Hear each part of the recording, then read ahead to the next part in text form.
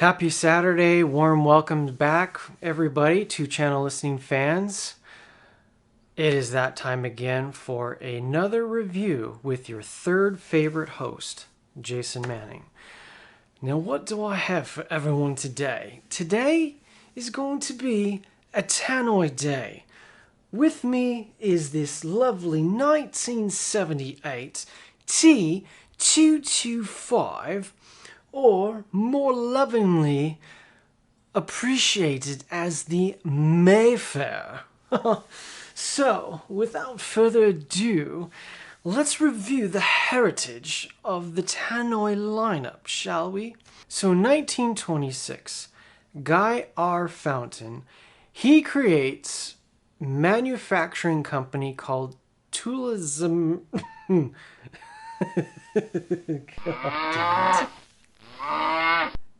Zimmer Manufacturing, and basically it's they're manufacturing audio components. And it isn't until 1928 that Guy creates or formulates the actual known brand name of Tannoy based on a rectifier, the material that they were using to create this new rectifier, and it was from tantalum and lead alloy, the tan and the alloy creating Tannoy of 1928, and how they would be referred to the year 2021. Now, the company Tannoy, it should not go without noting that in the year 2021, this company is approaching its 100th year anniversary. And Tannoy is definitely one of those products or those brands that is an aspiration product. They definitely are not known for having budget items or budget speakers. Tannoy is that upper echelon company, and the heritage and the design of their speakers lends to that when you start to research and go through what the offerings have been over the years. So from that 1928 standpoint, they really specialized for many decades in their address systems, or known as their PA systems. So for many decades, they were distributing their PA systems to schools, to manufacturing facilities across the country, and including even in the Ministry of Defense. And in my research, there's this really cool picture of Winston Churchill giving a public address in front of a pair of Tannoy PA system speakers. Really, just to kind of give you that bit of history and how important or well known the Tannoy brand is. So it's the year 1947, and Tannoy gives us their world famous concentric drive monitor speaker system. And with that, you have the tweeter housed within the same mid-bass woofer design. So from the 1947 point of giving us that amazing concentric drive speaker design, Tannoy goes on for the next several decades to do what any good company does, and they're going to refine that particular design. So in 1967, Tannoy does it again, and they give us the highly coveted, very, very collectible, and arguably very expensive, the 15-inch monitor gold drivers. Drivers that to this day are sought after for DIY projects and putting them in highly customized cabinets to experience that concentric unit design and the smoothness of the Tannoy flavor. With that, again, they continue to carry on and refine that particular product. But as it gets into the mid-70s, there's a lot of pressure from the Japanese creating these hi-fi budget speakers. Now, during that time frame from the 50s, the 60s, and 70s, we have to remind ourselves that those speakers, majority of them, were very unroom friendly, or the presence and size of them, there was just not, they did not fit decor because they were massive speakers.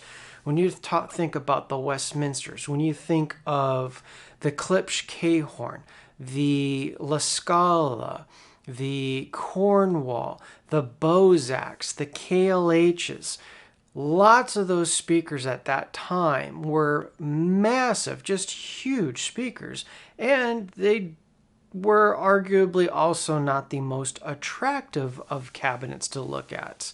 So you had they're very heavy, they're cumbersome, and room integration could have its own issues. Anybody who has a K-horn knows just how difficult it is to work with that speaker and make it, operate optimally in any particular room.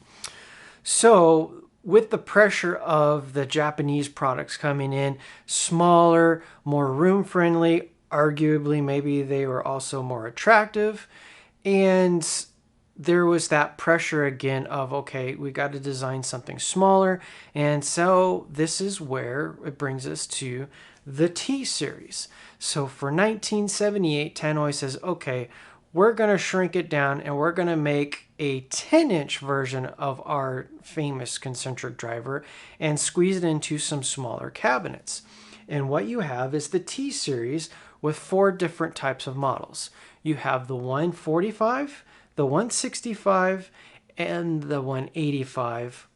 I have with me today, thanks to Dave from Authentic Audio Idaho, is the T-225. So what you're working with in the 145 and 165 models are just this single concentric drive monitor in a base ported design cabinet. When you step up to the 185 and this 225, what you have is this specially designed 10-inch base radiator that's to help. So that's a fully sealed cabinet. This particular unit helps with the base energy and is said to help not eliminate, but to greatly reduce the distortion from the excursion of the 10-inch driver itself, so that it doesn't overextend itself and introduce distortion. And so that's where this lovely little base radiator comes in at. With the top shelf T-225, what makes this one unique of the 4 models is that it has this really snazzy, and I would say for its time, it is an attractive, it has a glass top that gives you access to the adjustments, the crossover adjustments in this speaker. And again, as you know with me, I will show the internal bits of the speakers that I'm reviewing if I have access to them, and I have access to this. So what was pretty interesting and cool about this particular 225, or the 225 model, is that you have the treble adjustability from a minimum to flat or normal to maximum, and then it just basically it calls the mid-range the presence. So you can switch it from minimum to normal to max presence, and that that will adjust that mid-range flavor for you as you want. And the other kind of neat, now we'd say it's Art Deco, is that it has the cross section of the concentric driver, a picture of it, on the top of the speaker itself, and I took some pictures of that, and I just thought that that was really cool and tasteful, and then again made in England. So just really neat from that perspective, from having this timepiece that Dave's been sitting on.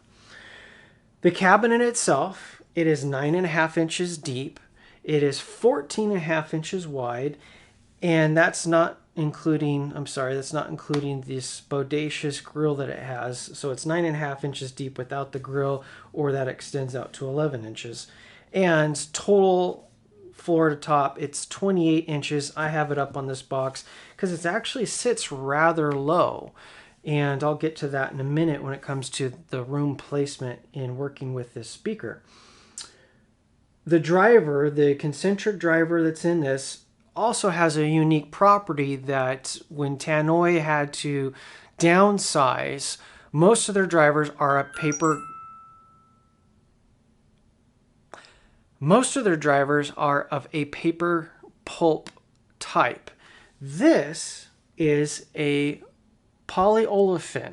It is a plastic driver, and this was meant to also to smooth out the frequency response and to help out with the any of that distortion, putting a smaller driver into a smaller cabinet and pumping some, trying to pump out some of those same sound pressure levels in this particular design.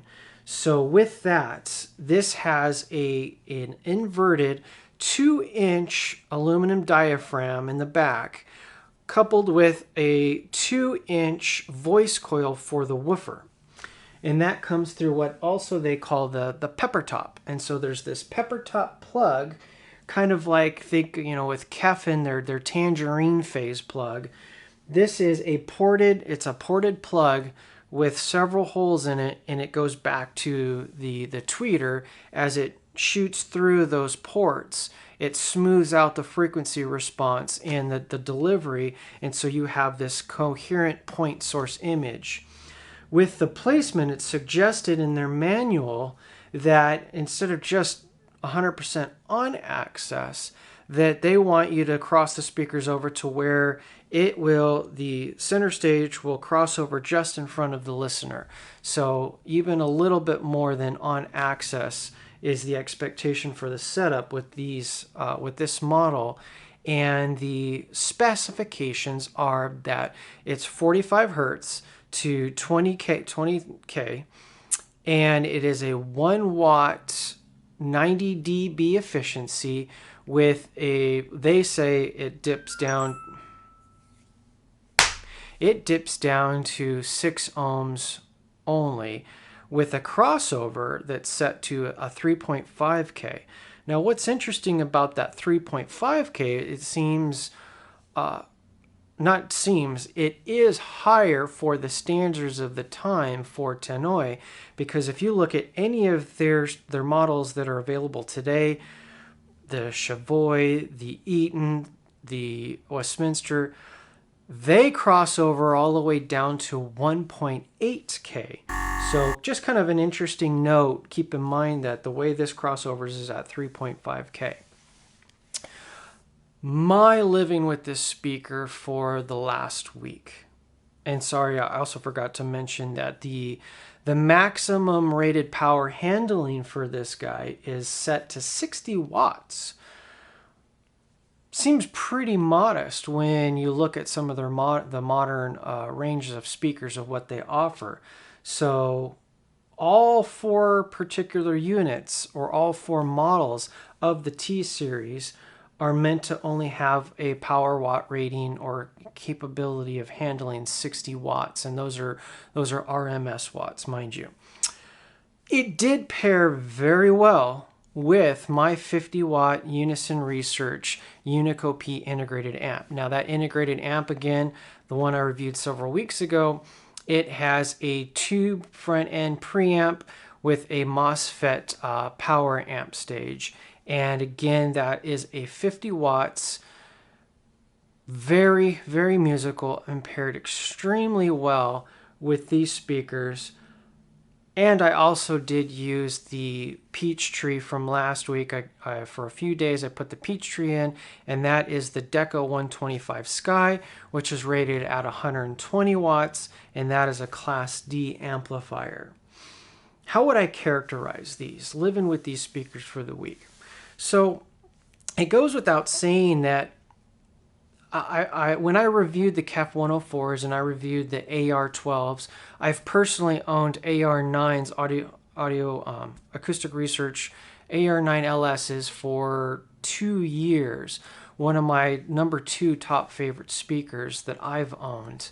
Nevertheless, here's the characterization. This is a tube speaker. Now, no, it is not a speaker of what I mean that you want to have a tube front end. You must have a tube preamp or a tube amplifier to experience the best of this speaker. No, that is not what I mean at all. Of the 35 speakers I've owned, the 40 speakers I've reviewed over the last 10 years, This is a speaker that if you have a solid state front end and you mostly have modern speakers that you're used to listening to, this is your tube speaker, as in that it reminds me of putting tubes in the system. It reminds me of plopping in speakers that I must have put tubes somewhere in the system, because there's that gentle roll off at the top and there's that gentle roll off at the bottom, to where there is no frequency extremes that you're experiencing, just this lush, dynamic, smooth, centrally located soundstage that, again, coherent. You're getting a coherent point source, and it's different. It's a very different experience from your regular monitor speakers with the individual drivers that require more integration, more complex crossovers for all the drivers to work in unison by the time it reaches you in your listening position. And again, with my particular listening triangle in this room, these are 7 to 7, center to center, and 8 feet to my ear. So it's intimate. It's not near field, but it's definitely intimate, and that allows me to really hear the different tones. And that brings me to the listening tests. With this speaker being a 10-inch driver and its 10-inch base radiator, I was expecting the frequency response to be much wider, or shall I say deeper. When I look at a 45 hertz cutoff, I think, wow, that's kind of even smallish on the bookshelf speaker side of things. That is highly conservative. I think Tannoy was just being extremely conservative with how they rate these. And in doing so, it made me really research the kind of music that I was going to play with these. And I think it actually helps me when I do research that and I look at those graphs and say, I need to find specific music with specific instruments to really flesh that out and see what does that sound like. So I was specifically looking for cello music. Now the cello is supposed to be an instrument that plays down to a healthy, 65 hertz range. And so I was playing some Melody Gardot that had specific solo tracks with the cello. Beautiful, brilliant, very smooth, and very happy with what I heard. But how about that double bass? The double bass is supposed to go down to 40 hertz. Perfect track again. Melody Gardot, live in Europe, March for Mingus, the same track I had mentioned last week with the Peachtree. Brought that up because it has an extended solo with the double bass, and turned it up. 80 dB was the listening range, and not a single problem. These 225s gave the full frequency range of that double bass, nice, meaty, punchy, and I was not missing anything, even when compared to my Zoo Dirty Weekends. So, okay, having said that, I had to do more of my bass tracks and more of my test tones. And I even looked for additional test tones to do the 20 to 200 sweepers. There was a healthy 35 hertz coming from these speakers that shook the room, had glass rumbling in the kitchen behind me, and definitely was giving, it was rolled off, but there was that 35 hertz resonance with, and because it's not a ported design, that the radiator, there was a lack of coloration. That's probably the best thing I could say, is there was a lack of coloration because you're not having to deal with any port chuffing. And that's where these radiators really benefits the speaker, by having a sealed design, and you're not sucking and pushing air out of any kind of a port that will add coloration to the sound. So that was super impressive. However, here are some things that I did pick up with those test tones. There was a couple of ranges, particularly in the upper 60s, where it sounded louder and it was more prominent than the other ranges, and it kind of happened again in the 200 hertz range. So while I don't have any instrumentation to completely verify that, and that's subjective, when I was playing those test tones back and forth several times, it would get to the 60 range, and then it seemed like it was audibly louder. Then it would kind of smooth back out. It'd get to the 200 range, and then it was audibly louder, and then it would go all the way, 2K on up to 8K. And so that was just kind of an interesting experience with these speakers. But nevertheless, as I was texting my buddy Dave, who owns these speakers, the best way to summarize these vintage 225s was that these are chill out speakers. These are not speakers that were designed to sit there and be highly critical of and to go out and look for, the last ounce of instrument separation. They don't do instrument separation that well. They're very articulate, and they're giving you, again, that point source, and it's very smooth, and you're hearing a fair amount of detail in the mid-range, and it expresses that mid-range well, but it doesn't have the depth or the sound separation, the instrument separation.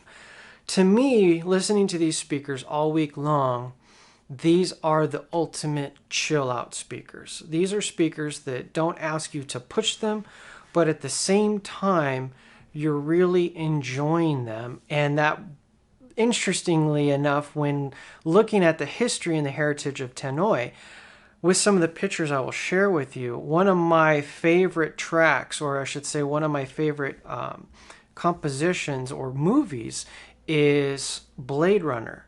Well, Blade Runner was produced, the composition for that was produced on Tannoy speakers. Rare speakers indeed. Of note, on Hi-Fi Shark, I couldn't find any in the last couple of years that have been sold on the open market. And as a matter of fact, which I'll show a picture of for you, right now, this particular week in March, there is a gentleman in New York who is selling a very clean looking, well kept, with their original, with the bases, the T-185, which still does have the bass radiator, but it does not have the glass top. The crossover switches are on the back with the speaker terminals. But he has I'm rambling on absolutely at this point. In closing, the majority of my listening was done with my Unison Research Unico P amplifier with 50 watts. Drove these speakers past 85 dB with no issues whatsoever. It was my favorite pairing with these compared to using the Peachtree. Did the Peachtree flesh out a little bit more detail and have a little bit better grip on the bass? Absolutely, but that's not what these speakers were asking for. With that tube in the Unison Research, it just made the mid-range so damn smooth, so enjoyable, and such a wonderful chill out speaker. So with that, enjoying some heritage vintage. Have to do this every now and then to bring these speakers out for you guys to just say, you know what? Modern speakers have a lot going for them, but when you can still go on to any particular site that sells Tannoy today, say Upscale Audio in California, and you're looking at the Chavoy, which have the 12-inch drivers, not much bigger cabinet, and those things are selling for well over $6,000. There's a lot to be said about what the Tannoys can do and the experiencing that sound. It is a unique, special sound, and I'm grateful for a company like Tannoy still sticking to that and evolving that sound for all those years, because it is special, it is unique, and it's worth experiencing. I thank everybody for tuning in for this week on a vintage week. Yep, that is a NAMM right there, and that will be getting reviewed in a couple of weeks, but next Saturday I will be producing the Sierra 2EX as promised.